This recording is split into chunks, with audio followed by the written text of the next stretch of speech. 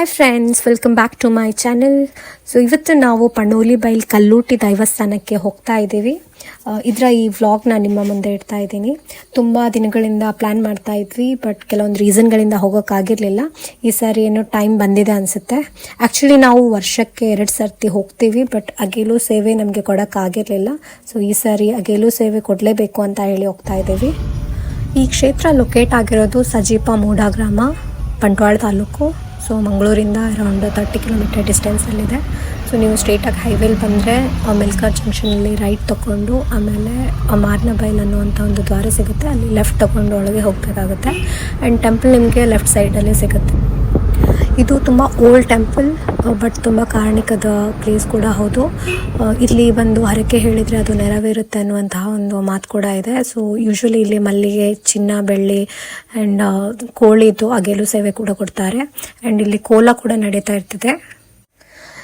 ಈ ಅಗೇಲು ಸೇವೆ ಅನ್ನುವಂಥದ್ದು ಯಾವಾಗಲೂ ಇರೋದಿಲ್ಲ. ವಾರದಲ್ಲಿ ಟ್ಯೂಸ್ಡೇ, ಫ್ರೈಡೇ ಆ್ಯಂಡ್ ಸಂಡೇ ಮಾತ್ರ ಇರೋದು.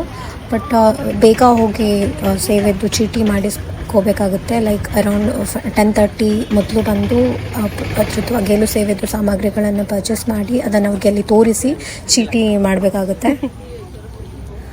ಅಗೇಲು ಸೇವೆಯ ಸಾಮಗ್ರಿಗಳನ್ನು ನಾವೇ ಮನೆಯಿಂದ ತರ್ಬೋದು, ಇಲ್ಲಾಂದರೆ ಇಲ್ಲಿ ತುಂಬಾ ಶಾಪ್ಸ್ಗಳಿವೆ, ನೀವು ನೋಡ್ಬೋದು, ಇಲ್ಲಿ ಕೂಡ ತಗೋಬೋದು.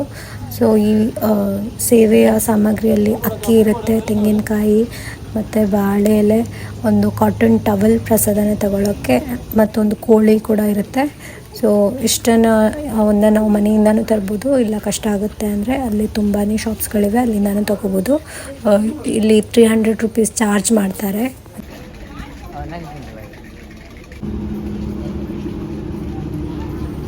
ಸೊ ಇಲ್ಲಿ ನೋಡ್ಬೋದು ನೀವು ಕೌಂಟರ್, ಇಲ್ಲಿ ಹೋಗಿ ಯಾವುದೇ ಸೇವೆ ಮಾಡಲಿಕ್ಕಿದ್ರೂ ಕೂಡ ಚೀಟಿ ಮಾಡಬೇಕಾಗತ್ತೆ.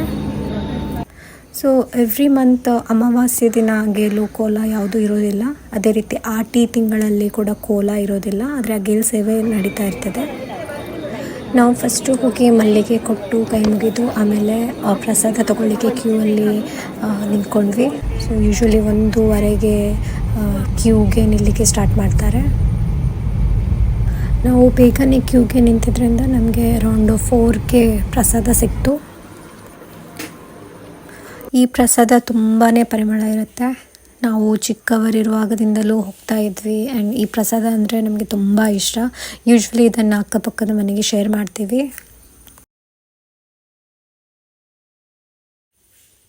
ಇದಾಗಿತ್ತು ಇವತ್ತಿನ ವ್ಲಾಗ್. ನಿಮಗೆ ಈ ವಿಡಿಯೋ ಇಷ್ಟ ಆಗಿದರೆ ಲೈಕ್ ಮಾಡಿ, ಸಬ್ಸ್ಕ್ರೈಬ್ ಮಾಡಿ. Thank you.